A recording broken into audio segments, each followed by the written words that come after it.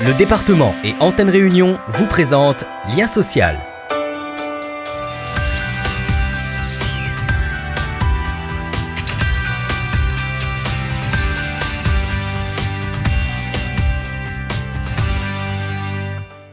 L'agriculture biologique garantit des aliments sans engrais ni pesticides chimiques. Mais ce mode de culture est plus subtil et plus contraignant. Pour pallier les difficultés des exploitations bio, le département propose des revalorisations d'aides et des subventions spécifiques aux besoins des agriculteurs. Pascal Dijoux a repris l'exploitation de son père à la Plaine des Cafres. Pour transformer ses parcelles en culture biologique, il a dû moderniser son terrain et repartir de zéro.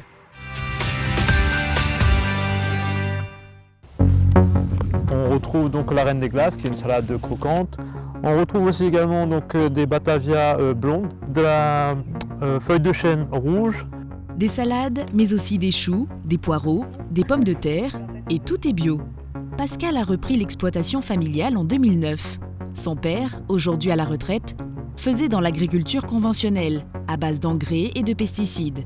Pascal, lui, a choisi l'agriculture biologique. J'aime bien savoir ce que je mange. Quand je le mange avec plaisir. Et puis en sachant qu'il n'y a pas de pesticides dessus. On a beaucoup de problèmes de pollution actuellement, que ce soit au niveau des nappes phréatiques, des problèmes de santé, cancer, diabète et tout ça. Et tout ça, ça nous amène à nous questionner sur notre mode d'alimentation. Et je me dis, bien s'alimenter, c'est bien prévenir aussi sa santé. Contrairement à l'agriculture conventionnelle, très monoculture, Pascal diversifie sa production. Toute l'année, il réfléchit à ce qu'il va planter pour ne pas que le sol s'appauvrisse. La rotation des cultures est un pilier de l'agriculture biologique. La difficulté, trouver le bon équilibre. Si par exemple on fait une culture qui est gourmande, à la suite, dans le plan de rotation, on va mettre une plante moins gourmande, comme des légumes feuilles, que ce soit donc des brèdes ou des choses comme ça, des radis. Ça va permettre aussi au sol de se reposer. Et après, dans la rotation, on va laisser aussi, dans le courant de l'année, on va laisser le sol se reposer, on va le mettre en jachère. On va planter des plantes qui vont laisser le sol se reposer en se décomposant. Il a fallu 2 ans d'efforts et de labeur pour reconvertir les terres de son père. Aujourd'hui, Pascal est labellisé AB, agriculture biologique. Pour moderniser son terrain, l'agriculteur a bénéficié de subventions de l'Europe et du département à hauteur de 60%. C'est des aides qui sont très importantes, surtout pour des jeunes agriculteurs ou des jeunes agriculteurs qui se lancent et qui n'ont pas forcément de trésorerie, ils n'ont pas de moyens de construire ça. Et donc c'est vrai que c'est une aide pour nous lancer qui est impératif. Sans ces aides, comme je dis, c'est possible, mais c'est toujours du bidouillage, c'est toujours du système D. Ces aides nous permettent donc de nous lancer et d'avoir une situation stable. Cette aide va permettre à Pascal de mécaniser son exploitation, d'améliorer son réseau d'irrigation, de créer un verger et d'installer des serres.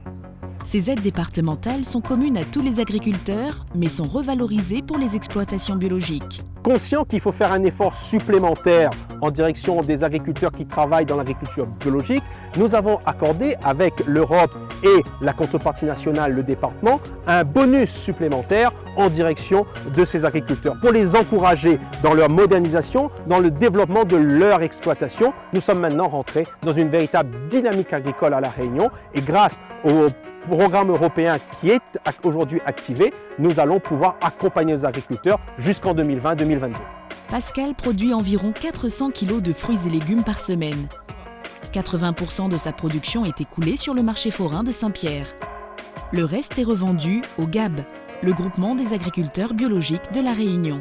Cette structure fédère et accompagne les acteurs du bio dans leur démarche. On est en partenariat avec le département qui nous soutient dans notre démarche pour développer et promouvoir l'agriculture biologique. Et au niveau des agriculteurs, je fais aussi le lien d'informer les agriculteurs de toutes les aides qui sont proposées par le département et qui malheureusement ne sont pas forcément bien connues.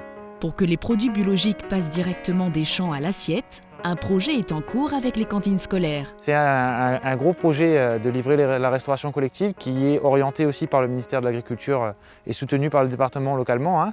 Et du coup, ce qu'on est en train de construire avec les directeurs et les chefs de cantine, c'est comment amener le bio à l'assiette de nos enfants. L'agriculture biologique se développe de plus en plus à La Réunion. Entre 2008 et 2014, le nombre d'exploitations certifiées bio a triplé. Pascal, lui, souhaite que cette méthode se transmette. Ce que je voudrais, c'est que la personne qui va le reprendre, elle va continuer à travailler dans le même sens que moi. C'est-à-dire donc d'essayer de la diversifier le plus possible et de recréer un écosystème où le vivant est placé en premier. Il faut véritablement créer cette dynamique, créer cet engouement et montrer que l'agriculture biologique peut être une agriculture saine à condition qu'elle soit suivie et qu'elle soit accompagnée. Il ne s'agit pas de faire du jardinage biologique, il s'agit de faire de l'agriculture biologique.